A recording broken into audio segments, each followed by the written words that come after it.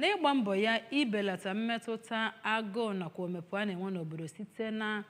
ịkwado ọrụ ugbo nakwa nkụzi ọrụ aka dịgasị iche iche. Onye General Overseer nke ụlọụka Answer of God Bible Ministries Incorporated Ezira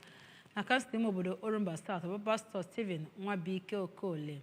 akwadogo ndị mmadụ dị 30 n'ọnụọgụ ndị ritere erere a bụ nke mejupụtara ndị otu nakwa ndị abụghị ndị otu ya bụ ụlọụka nwetara ego gbakọtara nde naira 3 nakwa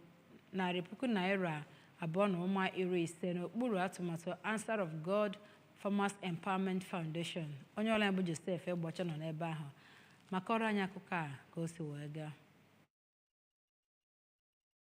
Ka ọ na-enyefe akwụkwọ ikike eji adọrọ ego nyegara onye ji ọkwa President General nke Ezira Improvement Union bụ Maazị Moses Akam ka a na-aka ụka ofufe nru na ya bụ obodo Ezira ka Pastor Okoli nọrọ kene Chineke maka ndị na-enye ya bụ ụlọụka ya nkwado iji hụ na o metụtara ndị mmadụ aka n'amụma nke atọ ya bụ inyere ndị mmadụ aka n'igosipụtazi afọ ojuju ya na ya bụ onyinye ịkwalite obibi ndụ mmadụ ka onye ji ọkwa President General nke obodo Ezira bụ Maazị Akam onye kenere ya bụ Pastor Okoli maka ịga n'iru n'inyere ndị mmadụ aka ebe o mefugoro akatamkpo ego rugoro nde naira 6 ka ya bụ nwa amadi nọrọ gwa ndị ahụ ritere ya bụ erere ka ha gbaa mbọ tinye n'ọrụ ego ahụ enyere ha.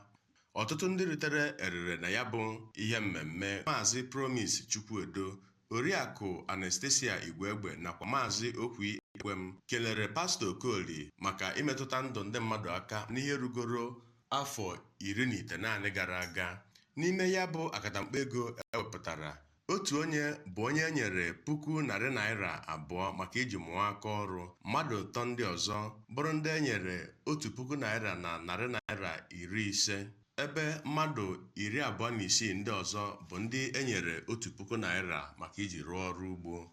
Site n'Ezira, Joseph Egbocha.